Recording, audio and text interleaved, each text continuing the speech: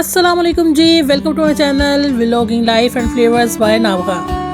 तो जी आज मेरे हस्बैंड ने फरमाइश की नाश्ते में आलू वाले पराठे खाने की, तो मैंने सोचा कि क्यों ना रात को ही मैं आटा गूंद कर रख दूँ और साथ में मैं बनाऊँगी बड़ी ही मज़ेदार किस्म की कैरी की चटनी, क्योंकि आजकल कैरी का मौसम है तो ये सेहत के लिए भी अच्छी होती है।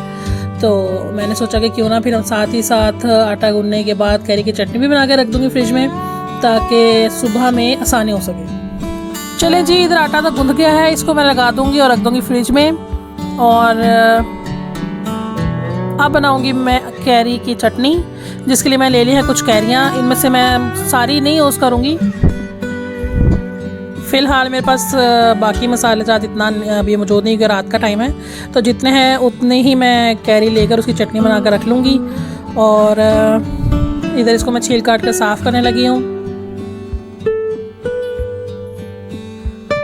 और गर्मियों में तो लाजमी कैरी का इस्तेमाल करना चाहिए, धूप की तपिश से बचाता है, आँखों के लिए अच्छी है, दिल के लिए अच्छी है, खून के लिए अच्छी है। तो कैरी का इस्तेमाल जब तक मौसम रहे कैरी का तो ज़रूर इस्तेमाल करना चाहिए।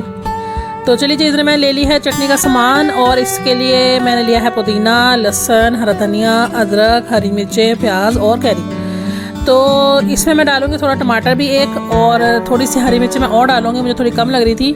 तो यहाँ पर जी चटनी तैयार हो रही है हमारी, इसको भी मैं बना कर रख दूँगी फ्रिज में। और मिलते हैं जी अब सुबह में। तो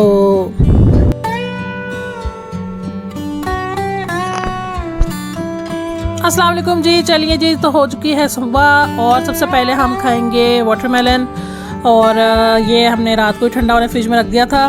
तो अब इसको मैं कटिंग करने लगी हूँ। और वाटरमेलन के साथ हम लोग 2-3 खजूरें भी लेते हैं, क्योंकि जी खजूर को तरबूज के साथ खाना सुन्नत है।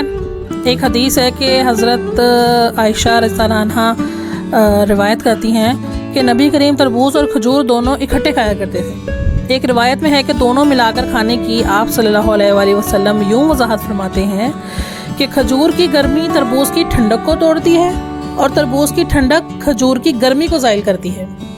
तो जी दोनों ही फ्रूट जो हैं वो गर्मी में आते हैं, और दोनों ही फ्रूट्स के बहुत ज़्यादा फ़ायदे हैं। तो क्यों ना फिर इस तरह खाया जाए कि सुन्नत भी अदा हो जाए। तो यहाँ पर मैंने बचे हुए तरबूज को जो है वो क्लिंग रैप कर दिया था, क्योंकि काफ़ी बड़ा था और हम लोग एक टाइम में ज़्यादा पता नहीं खा सकते थे। तो क्लिंग रैप मैंने इसलिए किया ताकि वो उसको फ्रिज में जब मैं रखूँ तो कोई चटनी की या इधर उधर की बाकी सब्जियाँ फ्रूट्स की जो है वो खुशबू तरबूज में ना आए, फिर अच्छा ही लगता खाने में। तो यहाँ पर मैं ले लूँगी कुछ खजूरें और इनको मैं अब धो लूँगी।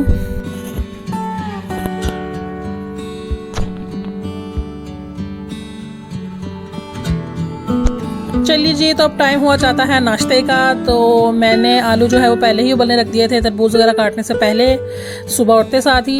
और आधा किलो या थोड़े से उससे ज़्यादा ही थे मेरे पास आलू।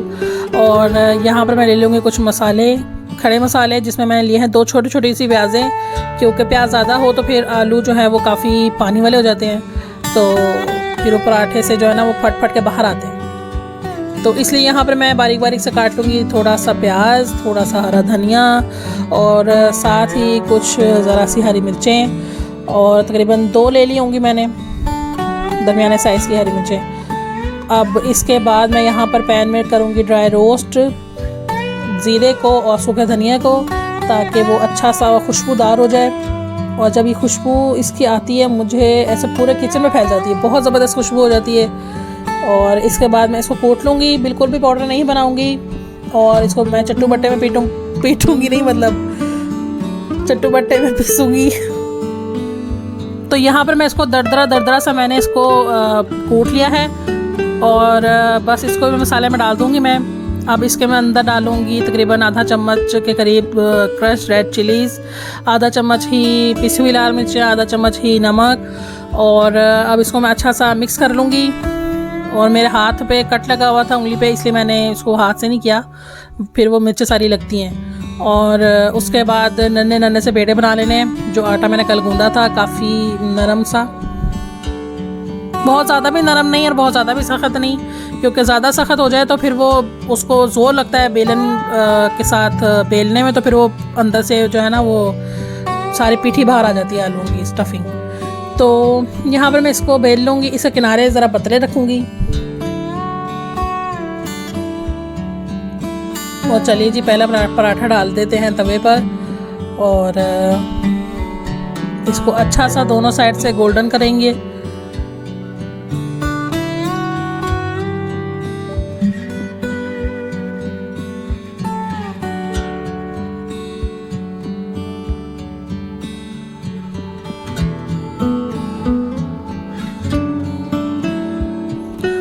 चारों तरफ से घुमा घुमा के सेकूंगी ताकि अच्छे से वो लाल हो जाए, हर तरफ से पक भी जाए और बहुत ही क्रिस्पी सा तैयार होगा बनकर ये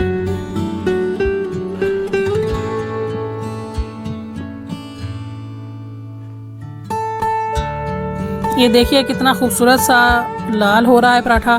तो चलिए जी यहाँ पर तैयार हो गया। हस्बैंड को तो मैंने दे दिया था और ये हमारी चटनी की भी लुक देख लीजिए आप। साथ है हमारे पास दही जिसमें मैंने सिर्फ ज़ीरा डाला है और मज़ीद कुछ भी नहीं डाला क्योंकि चटनी में ऑलरेडी काफ़ी स्पाइसेस हैं, तो ये अंदर तक से फुली लोडेड है।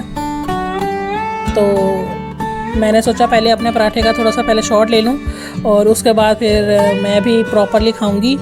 और हस्बैंड को मैं सर्व कर दिया था गर्मा गर्म, क्योंकि पराठे ठंडे हो जाए तो फिर वो मतलब गिलगिले से हो जाते ना, नरम नरम से, वो अच्छे नहीं लगते फिर खाने में। ये क्रिस्पी ही अच्छे लगते हैं, चाहे कीमे का हो चाहे आलू का पराठा हो। इवन कि मुझे तो चीनी वाले मीठे पराठे ही बहुत पसंद है।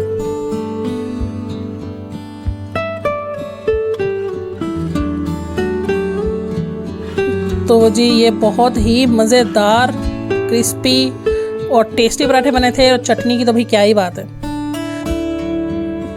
चलिए जी तो खा पी तो लिया था, पेट पूजा तो हो गई थी। अब काम करते हैं दूजा, जिसके लिए मैं धो लूँगी सबसे पहले अपने बर्तन।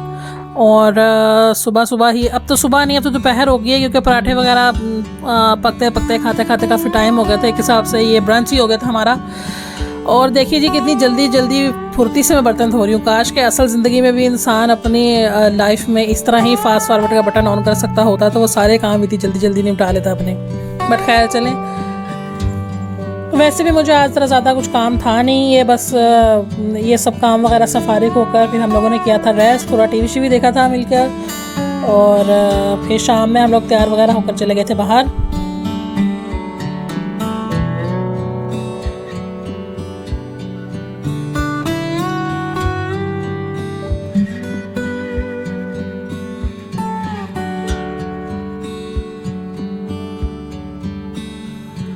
तो जी शाम को तैयार श्यार हो के रेस्ट वगैरह करने के बाद हम लोग आ गए थे बाहर, थोड़ा सा घूमा फिरा और उसके बाद हम लोग आ गए यहाँ खाना वगैरह खाने के लिए। यहाँ से खाना वगैरह खा के हम चले गए थे सीधे घर। और चलिए जी तो मेरी वीडियो थी यहीं तक। उम्मीद करती हूँ कि आपको मेरा ये व्लॉग और रेसिपी अच्छी लगी होगी। अगर आपको अच्छी लगी हो तो प्लीज़ लाइक करिएगा और ट्राई करिएगा रेसिपी। तो मिलती हूँ मैं आपसे फिर किसी नई वीडियो और नई रेसिपी के साथ। तब तक के लिए अल्लाह के हवाले।